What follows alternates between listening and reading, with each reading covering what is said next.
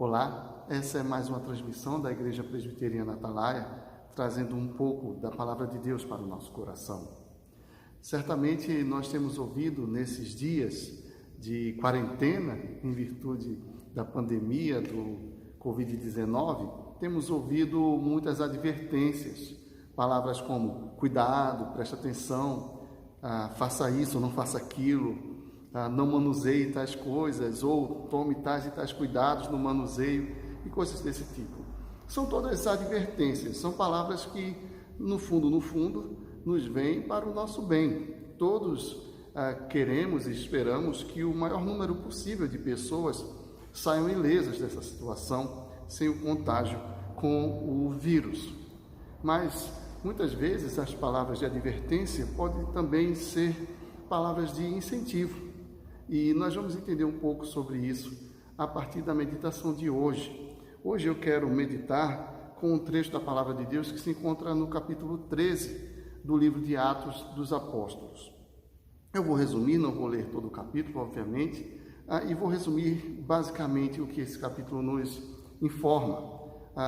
O Espírito Santo de Deus havia separado, chamado de forma especial, dois homens, Paulo e Barnabé, para uma obra, e a obra era pregar o Evangelho, anunciar às pessoas que Deus, na pessoa do seu Filho Jesus Cristo, está providenciando salvação. Todo aquele que crê no Senhor Jesus, que o tem como Senhor e Salvador da sua vida, de fato encontra essa salvação. Deus provê isso através da pessoa do seu Filho Jesus Cristo. Essa é a mensagem que aqueles homens estavam divulgando e levando às pessoas da sua época.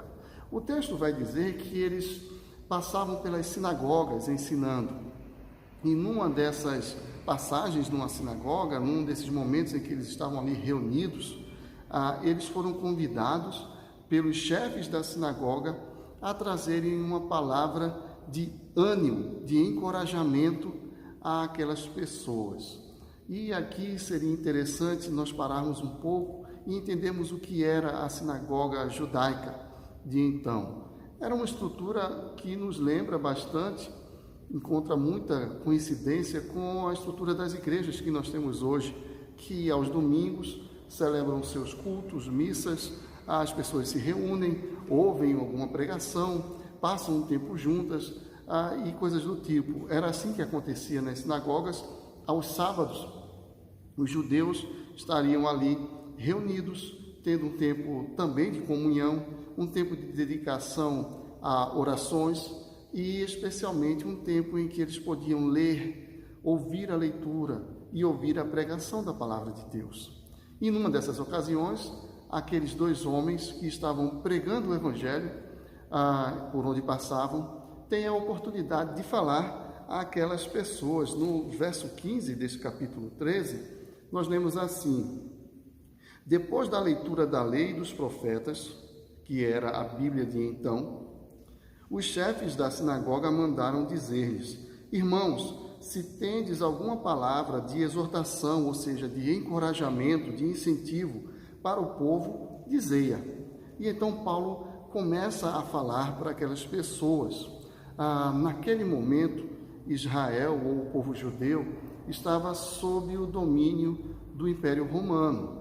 E Paulo vai trazer à memória daquelas pessoas como Deus sempre foi fiel com o seu povo, com o povo de Israel, como Deus os libertou da escravidão no Egito, como Deus suportou a desobediência do povo por 40 anos no deserto, como Deus os introduziu na terra prometida, em Canaã, como ali durante 400 anos Deus abençoou, deu vitórias, trouxe grandes experiências, e a maior de todas, certamente, o reinado do rei Davi, um rei que, segundo o próprio Deus, era um homem de acordo com o seu coração, que Deus quis que reinasse e que trouxe um período de grande alegria. E ao lembrar as pessoas desses fatos todos, de uma história que eles nem viveram, mas que ouviam pela tradição oral, passada de pai para filho, certamente o coração dessas pessoas se aquecia e ao mesmo tempo se entristecia, porque a situação presente de então não era mais aquela. Não eram mais dias de vitória, não eram mais dias de alegria, mas dias de sofrimento e dia de passar pela difícil situação de serem dominados por outro povo. Então, alguém poderia imaginar que Paulo traria a promessa de que, olha, agora chegou a solução, agora nós vamos ser libertos, ou temos o caminho para sermos libertos do cativeiro romano, nós vamos nos libertar politicamente, Israel vai voltar a ser um grande reino. Mas não é isso que Paulo diz. Ele fala no verso 26, irmãos, descendência de Abraão, e vós outros que temeis a Deus, a nós nos foi enviada a palavra desta salvação. E então ele começa a falar sobre Jesus Cristo. Ele já havia introduzido a verdade de que todas as coisas que Deus fez pelo seu povo, ele o fez para que tudo apontasse para o Filho que viria, o seu Messias, o seu prometido, aquele através de quem Deus salvaria os homens dos seus próprios pecados. E então ele continua falando, dizendo que Davi, por exemplo, que foi o grande rei, era um homem como outro qualquer, e que os salmos que Davi escrevia, na verdade, falavam sobre um rei superior, sobre um homem que viria depois dele, que era o Messias de Deus, ou seja, Jesus Cristo, o Filho de Deus.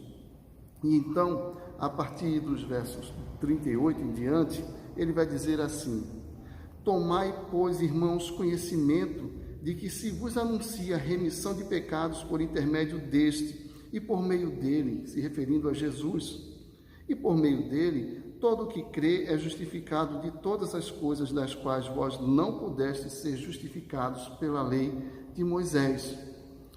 Então, a palavra de encorajamento que Paulo está trazendo é uma palavra também de advertência. Ele está advertindo, veja as suas palavras, no verso 38 ele diz assim: tomai, pois, conhecimento. Saibam disso, atentem para essa verdade. E depois, no verso 40, ele vai dizer: notai, pois, que não vos sobrevenha o que está dito nos profetas.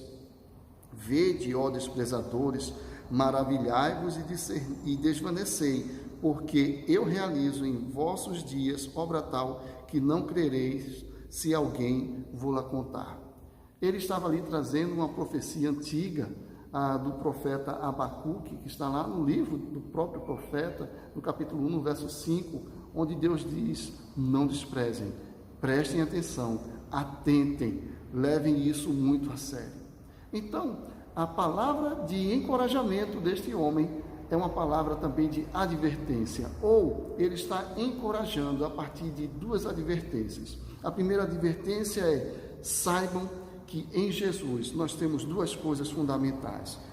Verso 38, tomai, pois, irmãos, conhecimento de que se vos anuncia remissão de pecados por intermédio deste que é Jesus. Ele está dizendo: minha gente, eu não quero frustrar vocês.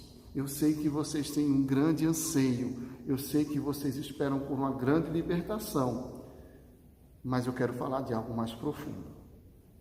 Todos nós somos vítima de uma doença mais grave, de um problema mais sério, que é o problema do pecado.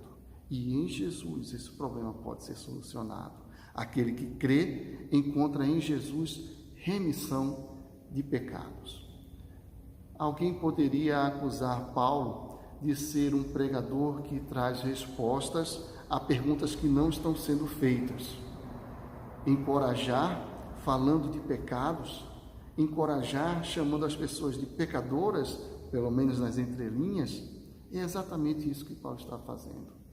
Alguém poderia dizer que é inoportuno, quando as pessoas estão querendo solução para um problema presente, nós falarmos da necessidade de perdão de pecados. Alguém pode dizer que nós estamos oferecendo respostas a perguntas que ninguém está fazendo. Mas Paulo está propondo uma revisão da vida.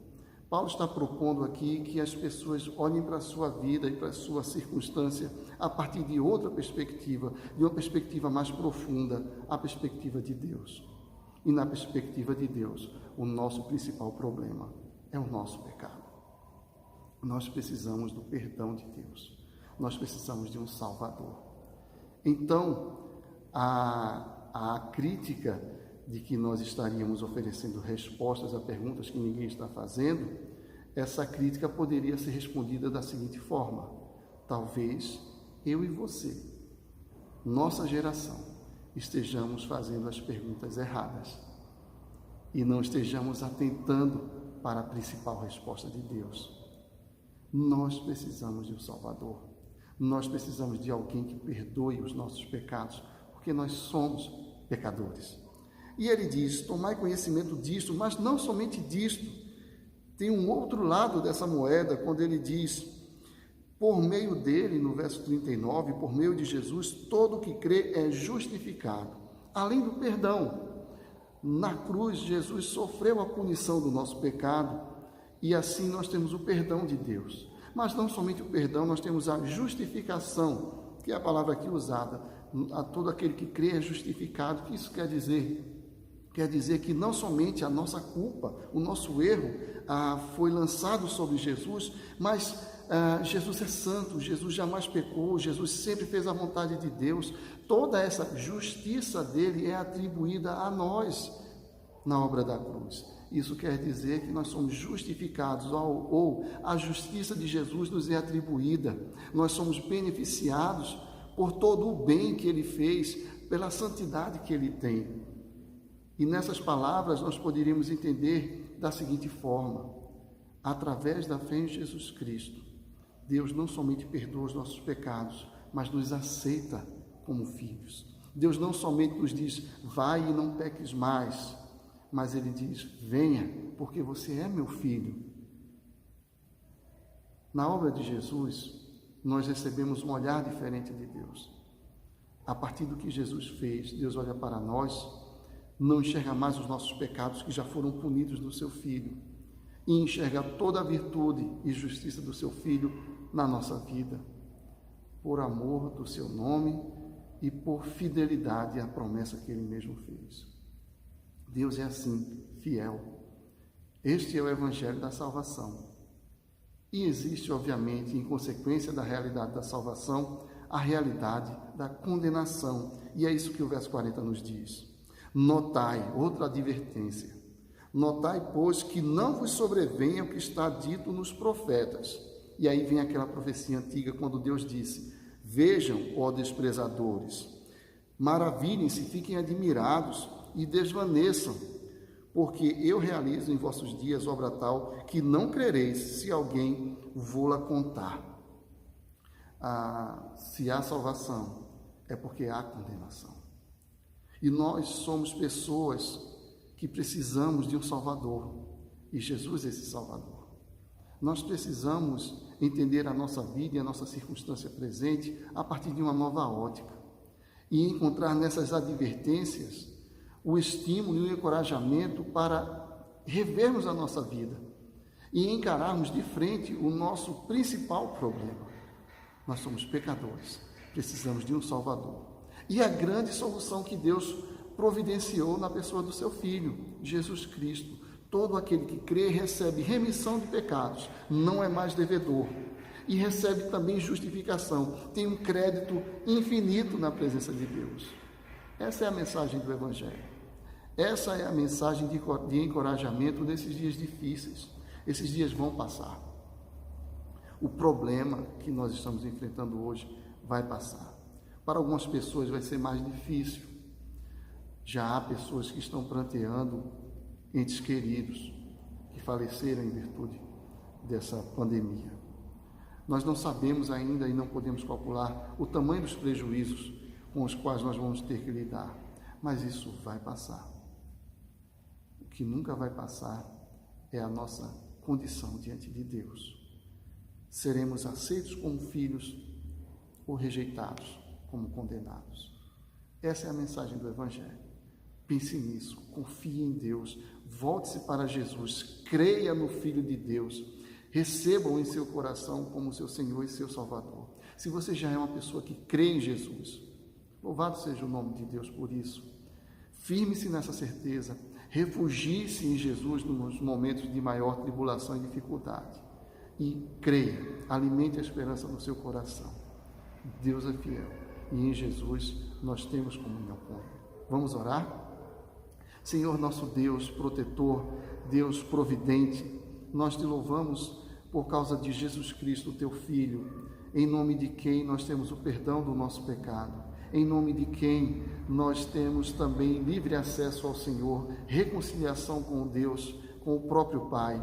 Louvado seja o teu nome, Pai querido. Que o Senhor nos sustente em tuas mãos, que o Senhor aumente a nossa fé e nos ajude a passar por todas as dificuldades. Em nome de Jesus. Amém. Que Deus fale profundo ao nosso coração. Creia no Senhor, medite na sua palavra e tenha uma vida muito abençoada.